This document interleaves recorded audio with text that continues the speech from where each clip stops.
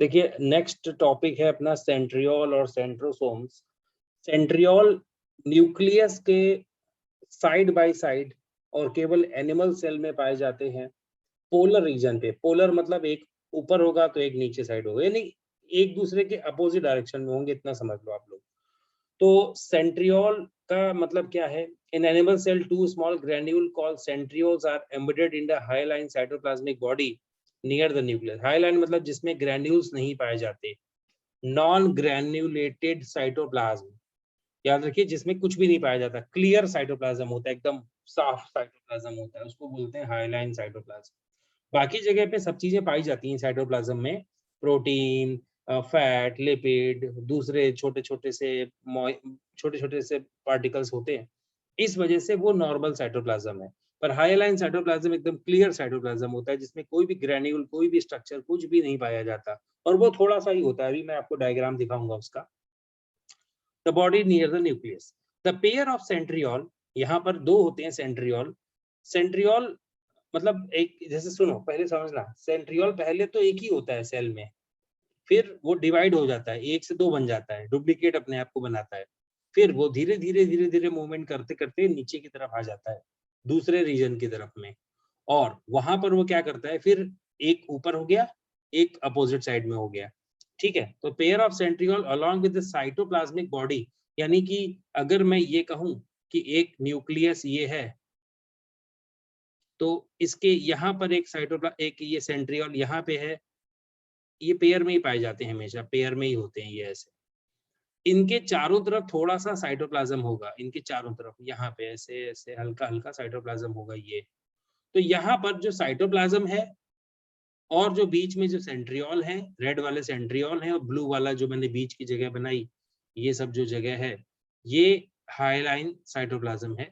ये सब मिक्स होके आपस में ये एक नया नाम ले लेता है, उसका नाम हो जाता है सेंट्रोसोम, याद रखिएगा, या सेंट्रल अपैरेटस। यानी सेंट्रियोल और साइटोप्लाज्म, ये डेंस साइटोप्लाज्म आपस में मिक्स होके ये बनाते हैं सेंट्रोसोम। यानी मेरा कहने का मतलब हुआ, जैसे कोई पेन है आपके पास, पेन, पेन के अंदर जो रिफिल है वो है सेंट्रियोल, और जो पूरा पेन हो गया, मतलब उसके बाहर का जो कवर हो गया, उसको पूरे पेन, उसको पूरे को मिला के हम पेन बुलाते हैं। उसी तरीके से सेंट्रियोल और बाहर का साइटोप्लाज्म दोनों को एक साथ कर दिया जाए तो सेंट्रोसोम कहलाएगा। ठीक है ना? अब सेंट्रियोल क्या है? Each centriole is a hollow cylindrical structure without limiting membrane. यानी कि सेंट्रियोल का भी स्ट्रक्चर आपको दिखाता हूं मैं, और वो आपको और ज्यादा क्लियर हो जाएगा। चलिए, अच्छा एक मिनट, एक मिनट। अभी यहाँ पर जो सेंट्रियोल जो दिख रहा है आपको, ये जो यहाँ बीच में जो स्ट्रक्चर दिख रहे हैं, अभी मैं इनको और डिटेल में दिखाऊंगा आपको।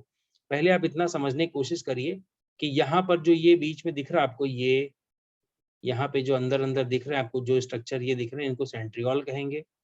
और इसके बाहर का जो डेंस साइटोप्लाज्म, ये वाला जो साइटोप्लाज्म है, इसको और अंदर वाले को मिलाने के बाद हम बोलेंगे उसको सेंट्रोसोम। तो ये तो आपको कुछ कुछ समझ में आया होगा डायग्राम लेके। अब हम अगले स्लाइड में आपको ये भी दिखाएंगे कि सेंट्रियोल का और डिटेल में डायग्राम आपको मैं दिखाऊंगा नेक्स्ट स्लाइड में। तो वो चलिए बढ़ते हैं नेक्स्ट स्लाइड की तरफ। देखिए यहाँ पर जो मैंने आपको अभी समझाया कि सेंट्रोसोम है, सेंट्रल, ये सेंट्रियोल है, ये तो समझ में आ गया आपको। मैं काम इसका आपको बाद में बताऊंगा, पहले आप थोड़ा थोड़ा सा समझने की कोशिश करिए। शुरुआत में ये एक ही जगह पर पाया जाता है, बाद में क्या करता है, अपने पेयर बना के इस तरफ भी आ जाता है। ये जनरल इन्फॉर्मेशन है जो मैं आपको दे रहा हूँ।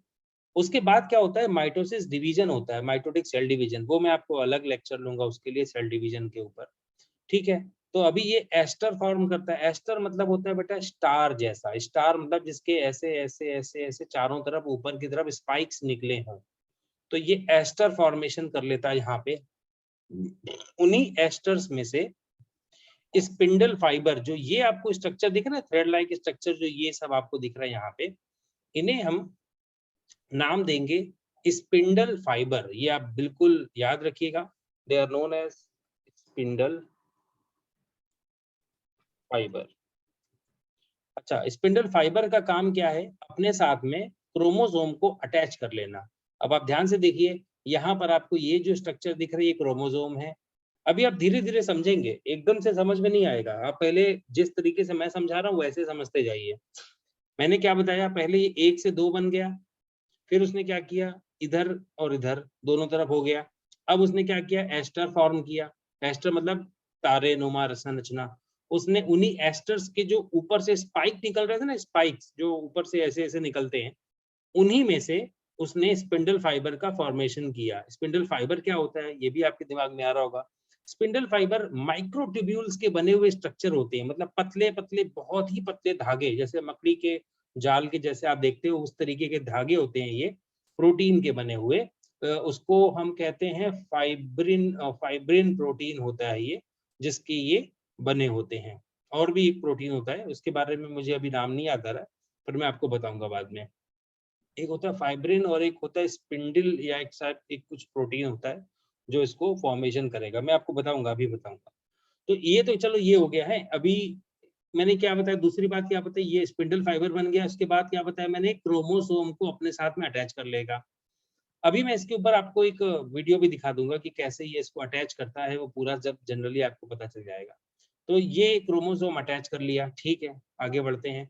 अब मैं थोड़ा-सा सेंट्रोसोम के डायग्राम के बारे में भी आपको सेंट्रियोल के डायग्राम के बारे में आपको जनरल इन्फॉर्मेशन दे देता हूँ।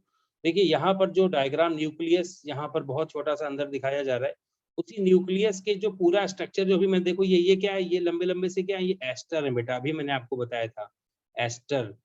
ये हाँ, याद है, ट्यूबुलिन प्रोटीन के होते हैं ये, ट्यूबुलिन प्रोटीन के होते हैं, ये आपके मॉड्यूल में भी दिया गया होगा। ट्यूबुलिन नाम के प्रोटीन होते हैं जिनसे ये माइक्रोट्यूब्यूल्स बने होते हैं ये। अच्छा, सेंट्रियोल्स जो है, आपको ये एक स्टार शेप स्ट्रक्चर लग रहा है, इसमें 9 पोल होते हैं ट्रिपलेट्स के, याद रखना ट्रिपलेट। यहाँ पर आपको 3 छोटे-छोटे से ऐसे रॉड लाइक स्ट्रक्चर दिखेंगे, और उनका एक ऑर्गेनाइजेशन होगा, एकदम परफेक्ट ऑर्गेनाइजेशन होगा। उसको हम ये मतलब बिल्कुल ऐसा सीधा-सीधा दिखाई देगा ये, they are known as centriole, और ये एक दूसरे के परपेंडिकुलर होते हैं।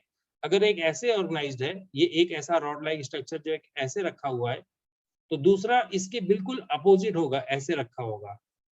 एक दूसरे के बिल्कुल परपेंडिकुलर लोकेटेड होंगे ये।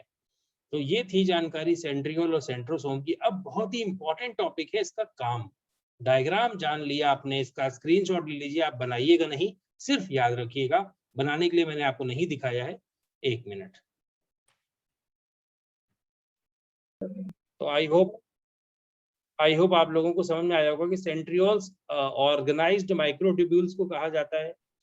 साथ में जो ये साइड में जो स्ट्रक्चर पाए जाते हैं, ये भी वही चीज है, माइक्रोट्यूब्यूल्स ही हैं, पर ये अनऑर्गेनाइज्ड है, और ये कह सकते हो कि यही है जो स्पिंडल फाइबर फॉर्म करते हैं न्यूक्लियस के चारों तरफ।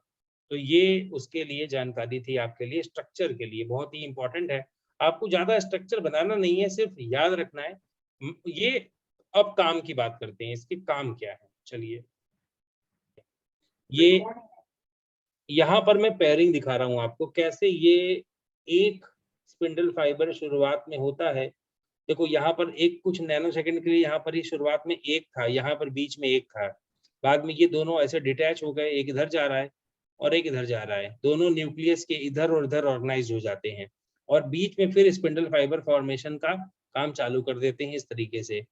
तो ये स्पिंडल फाइबर देखिए, यहाँ स्टेप्स होती हैं, पहले स्पिंडल फाइबर फॉर्म होगा, उसके बाद जो है न्यूक्लियस का जो है क्रोमोसोम वगैरह जो है डिवाइड होगा। वो अब मैं आपको दिखाने जा रहा हूँ कि अब वो कैसे करेगा, तो वो जानना बड़ा ही इंटरेस्टिंग है। चलिए, उसके लिए मैं आपको यहाँ पे रोकता हूँ।